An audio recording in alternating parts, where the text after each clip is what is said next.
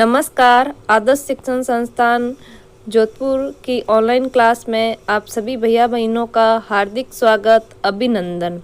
आज हम कक्षा षष्ठी विषय सामाजिक अध्ययन भाग इतिहास का अध्याय एक क्या कब कहाँ और कैसे, इसके बारे में और आगे जानते हैं। जैसे कि बच्चों हमने पिछले वीडियो में रसीदा का सवाल उसके बारे में जाना, फिर कैसे पता लगाए, है ना, अतीत के बारे में हम क्या जान सकते हैं, लोग कहाँ रहते, इन बातों की जानकारी हमने की। तो आज हम उसी पाठ को आगे बढ़ाते। सबसे पहले तो हम जानते हैं, हम आज उत्तर पश्चिम में जो सुलेमान और किर्तिर की पहाड़ियों का पता लगाते हैं।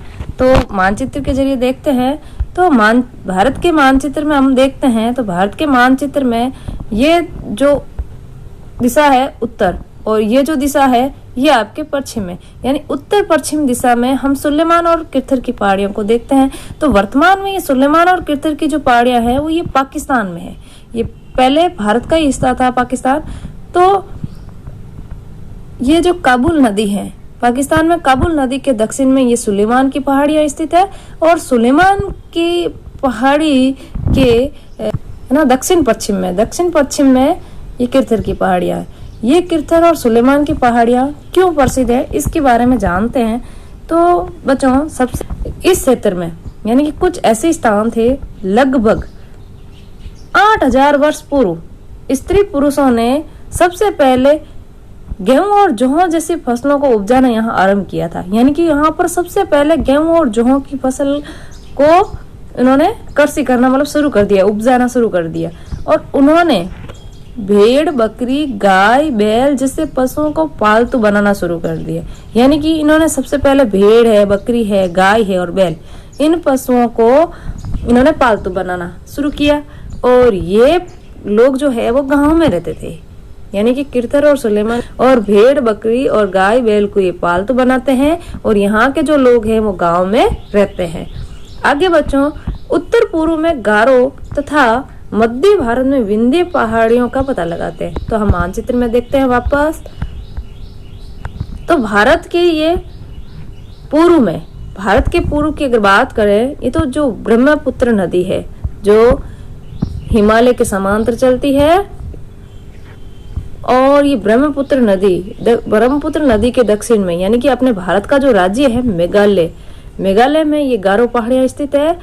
और भारत के मध्य में अपन आते हैं तो मध्य प्रदेश में ये विंध्य की पहाड़ियां ये स्थित है। तो ये क्यों प्रसिद्ध है इनके बारे में जानते हैं बच्चों। गारो और मध्य भारत की पहाड़ियों का हमने पता लगाया मानचित्र के जरिए। तो ये जो ऐसे अन्य क्षेत्र थे जहाँ कृषि का विकास हुआ था। सबसे पहले भारत की बात करते हैं तो भारत में कृषि का विकास इन्हीं क्षेत्रों के आसपास मिला था हमें, और सबसे पहले चावल उपजाया गया था।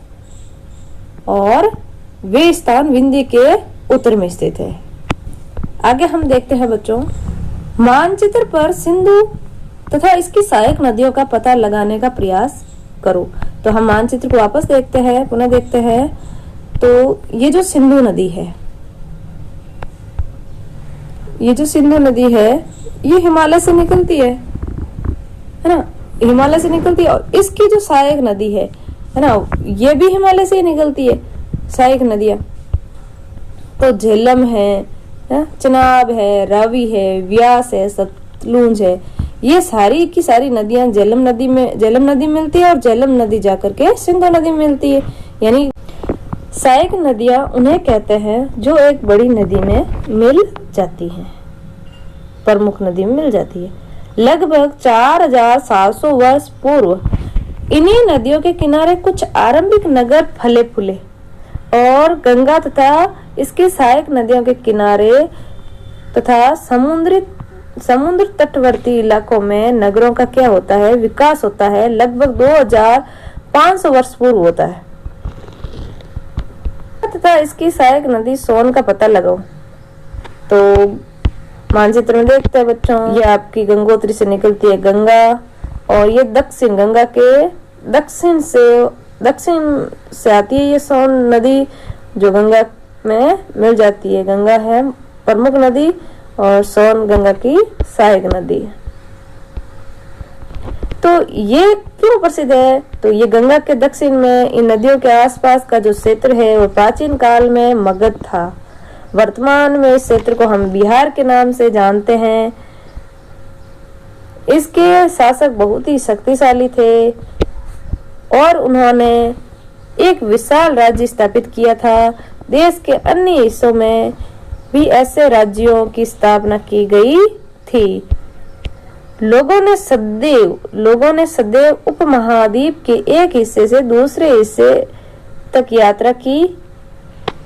कभी कभी हिमालय जैसे ऊंचे पर्वतों, पहाड़ियों, रेगिस्तानों, नदियों तथा समुद्रों के कारण यात्रा जोखिम भरी होती थी। फिर भी ये यात्रा उनके लिए असंभव नहीं थी। कभी लोग काम की तलाश में तो कभी प्राकृतिक आपदाओं के कारण एक स्थान से दूसरे स्थान उनको जाना पड़ता था और कभी सेना दूसरे क्षेत्रों पर विजय हासिल करने के लिए जाती थी, यानी युद्ध के लिए। इसके अतिरिक्त व्यापारी कभी काफिले में तो कभी जहाजों में अपने साथ मूल्यवान वस्तुओं को लेकर एक स्थान से दूसरे स्थान जाते थे, यानी कि व्यापार के उद्देश्य से। धार्मिक गुरु लोगों को शिक्षा और सलाह देते हुए एक गांव से दूसरे गांव तथा एक कस्बे से दूसरे कस्बे जाया करते थे, यानी धार्मिक गुरु अपने धर्म की शिक्षा देने के लिए, अपने धर्म का प्रचार प्रसार करने के लिए जाते थे। कुछ लोग नए और रोचक स्थानों को खोजने की चाह में उत्सुकतावश भी यात्रा किया करते थे। इन सभी यात्राओं से लोगों को एक दूसरे के विचारों को जानने का क्या मिलता था? अवसर मिलता था। तो आगे के वीडियो में हम पढ़ेंगे आज के समय में लोग यात्रा क्यों करते हैं, और फिर हम देखते हैं हमारे जो भारत का जो नाम है ना, देश के नाम के बारे में जानेंगे और अतीत के बारे में कैसे जान सकते हैं इसके बारे में और पता करेंगे। तब तक के लिए धन्यवाद भैया बहनों।